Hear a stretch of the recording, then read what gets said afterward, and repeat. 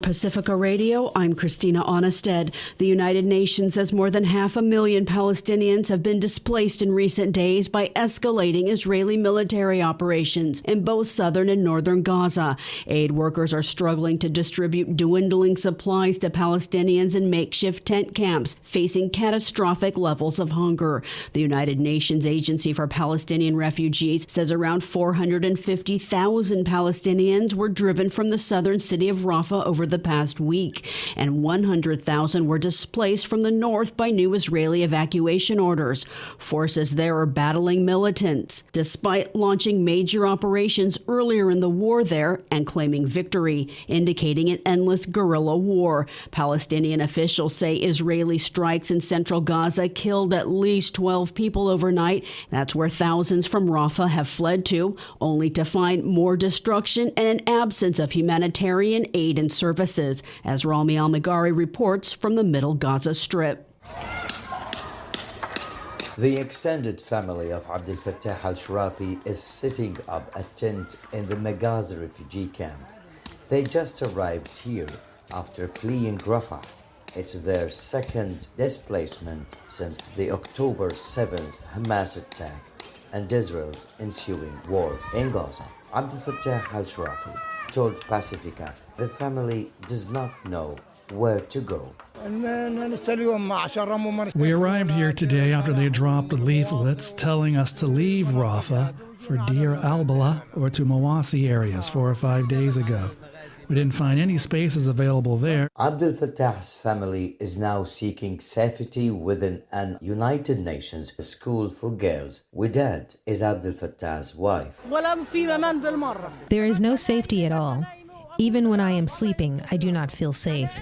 Before we left Rafah, we witnessed shelling and bombardments around, and this had terribly disturbed us and our children. But UNRWA no longer staffs the school after Israeli forces invaded the Gaza refugee camp. The UN has not returned to the facility, abandoning it. For Pacifica Radio, I am Rami Al-Magari in Gaza. The United Nations says it's informed Israeli authorities the route of a UN aid convoy that Israeli forces bombed Monday, killing one worker, an Indian national, and wounding another. Rolando Gomez is a UN spokesman. It was the first international staff member, UN staff member, that was killed. And of course, this is a sheer illustration that there is really nowhere safe in Gaza at the moment.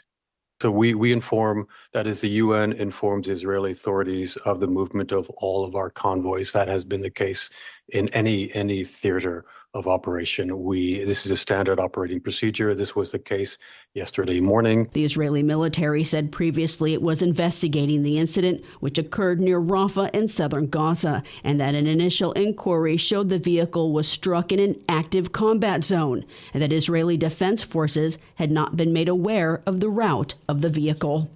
U.S. Secretary of State Antony Blinken is in Kiev, Ukraine, to give assurances American military aid is on its way to make a difference on the battlefield. We know this is a challenging time, but we also know that in the near term, the assistance is now on the way. Some of it's already arrived, more of it will be arriving, and that's going to make a real difference against the ongoing Russian aggression on the battlefield. And we're determined, along with many other partners for Ukraine, to make sure that you succeed on the battlefield. We're equally determined that over time, Ukraine stands strongly on its own feet, militarily, economically, democratically. Volodymyr Zelensky, Ukraine's president, welcomed the visit and lobbied for more support. It's air defense, the biggest deficit for us. Really, we need today 2 Patriots for Kharkiv region, because the people are under attack. Blinken's surprise visit comes as Ukraine faces a fierce new Russian offensive. According to monitoring analysts, Moscow's troops have captured about 100 square kilometers in the Kharkiv region. That includes at least 7 villages in recent days, though most of the villages were already depopulated.